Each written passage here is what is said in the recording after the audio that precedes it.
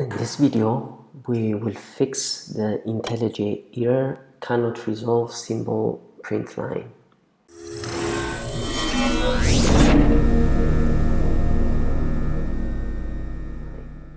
So if I hover here, I can see that cannot resolve symbol print line error on IntelliJ.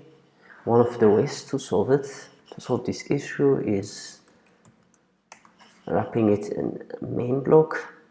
So this has to be in the main block. So we create a main block, and within it we create our print line. This one would work. If you did this, but still if you have cannot resolve symbol print line, then the other way would be to go for File and go on here, invalidate catches and restart. So we click this,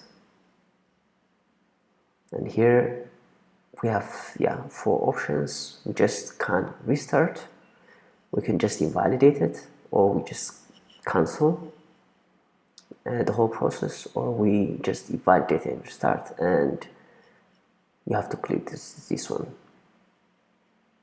and then it's going to restart IntelliJ. And normally when you're back, you won't find the cannot resolve symbol print line.